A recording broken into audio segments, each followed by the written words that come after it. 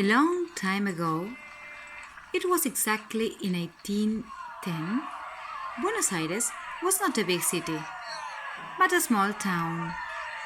Its streets were not paved, they were pure soil. Only some of them had rocks. There were not tall buildings or flats. Its houses were low and they only had one floor. Ah, something else. There were not sweet shops. This town was governed by the viceroy. He was called in that way because he ruled in the king's name. What king? The Spain king. Spain is a faraway country on the other side of the ocean, but it has conquered our Argentina many years before. Next to the fort where the viceroy lived, there was the town square. There, Feliciana sold her pastries and empanadas. Sometimes her friend Pedro helped her to sell them, but sometimes he ate the pastries and empanadas too. Between Buenos Aires inhabitants, there were Creole and Spanish people. The Creoles had been born here in Argentina and they wanted to be free. For that, the viceroy had to stop governing us. That was not something easy because Spain didn't want to lose Argentina. For that reason, the Creoles wanted to organize to get freedom, but they had to make the plans taking care that the viceroy would not know about them. Pedro wanted freedom more than Feliciana's empanadas. The Creoles didn't lose opportunity of talking about an own government. They talked about that at home, where nobody could peep them. At that time, people gathered together at home to chat and have a cup of hot chocolate. There were no other ways to have fun. No cinema, no TV, no electric toys.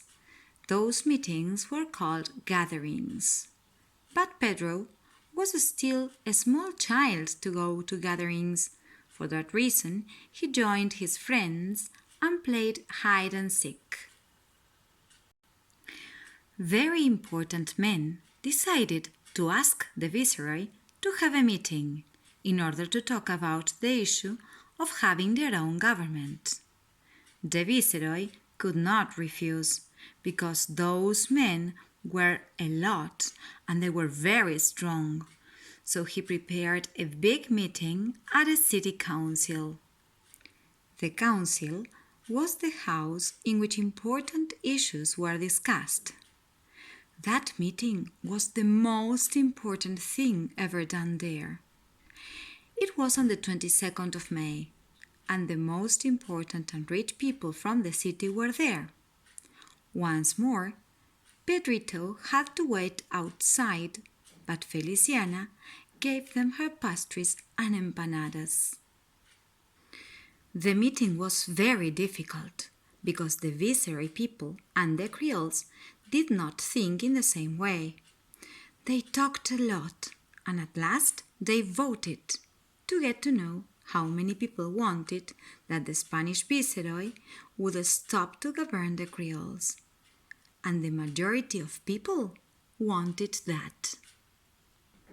But the viceroy tried to continue governing, and on the 25th of May, the town people met in front of the council. It was raining heavily, but they didn't care about that. They wanted the viceroy to go away. People from town, very anxious, waited for news at the council. "The town wants to know," they shouted. "The town wants to know what is happening inside." Feliciana and Pedrito wanted to get rid of the situation and sell their pastries and empanadas, but they couldn't. People were very anxious. they were receiving white and light blue ribbons. With those ribbons, the Creoles could recognize themselves. After a while, some of the men meeting at the council appeared at the balcony. From there, they told the people at their town square that the viceroy had resigned. And the most important thing, they had formed a new government made up of Creoles. That day, Pedrito could sell his empanadas because people were very happy. But the pastries, Pedrito, he ate them.